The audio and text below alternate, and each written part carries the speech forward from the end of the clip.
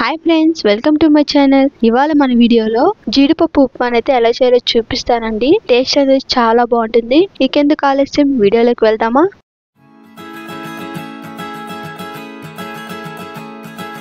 ముందుగా stove on చేసుకొని కడాయి పెట్టుకొని అందులో తగినంత ఆయిల్ అయితే పోసుకోవాలి. ఆయిల్ అనేది పోసుకున్న తర్వాత 1 టేబుల్ స్పూన్ ఆవాలు, 1 టేబుల్ స్పూన్ జీలకర్ర, 2 టేబుల్ స్పూన్ల పచ్చెనగపప్పును అయితే వేసుకొని వాటిని బాగా వేపుకోవాలి. పోపు అనేది బాగా వేగాలండి. పోపు అనేది వేగిన తర్వాత రెండిటిగా విడదీసుకున్న 15 జీడిపప్పులను అయితే ఇందులో వేసుకొని జీడిపప్పు అనేది లైట్ గోల్డెన్ కలర్ వచ్చేంత వరకు అయితే బాగా వేపుకోవాలి.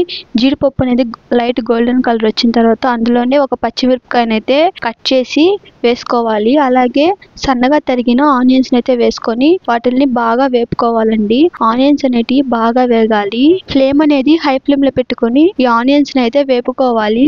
ఆనియన్స్ అనేటివి వేగుతున్నాగానే అందులోనే గుప్పెడంత కరివేపాకునైతే వేసి బాగా మిక్స్ చేసుకోవాలి.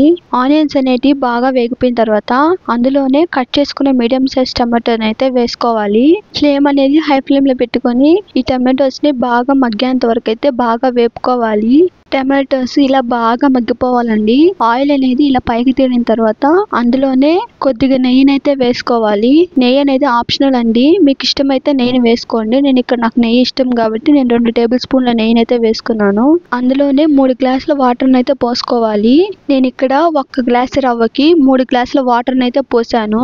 మీరు ఎన్ని గ్లాసులు అయితే రవ్వను పోస్తారో ఆ గ్లాస్ తోనే 3 గ్లాసుల వాటర్ అయితే పోసుకోవాలి. వాటర్ అయితే పోసుకున్న తర్వాత అందులోనే తగినంత కల్లుప్పునైతే వేయండి. మీ దగ్గర కల్లుప్పు లేకపోతే సాల్ట్ ని కూడా వేసి టేస్ట్ అయితే చూసుకోండి. ఇలా టేస్ట్ చూసుకున్న తర్వాత మూత పెట్టి వాటర్ అనేది బాగా బాయిల్ అవ్వాలి. ఒక 15 నిమిషాల తర్వాత వాటర్ అనేది మనకు బాగా బాయిల్ అయిపోతుందండి.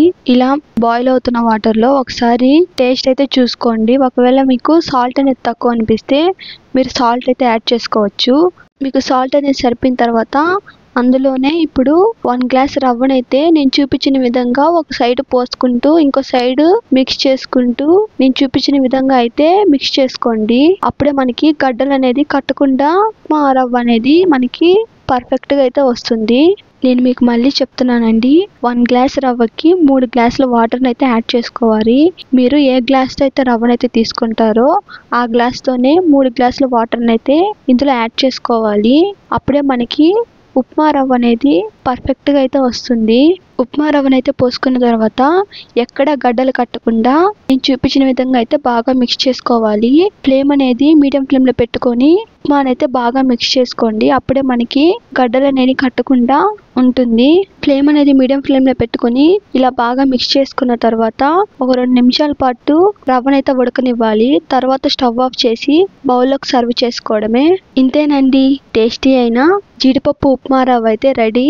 ఇలా ఈజీగా మీ ఇంట్లో అయితే ఒక 15 నిమిషాల్లో ఈ జీడిపప్పు ఉప్మా రవ్వని అయితే తయారు చేసుకోవచ్చు.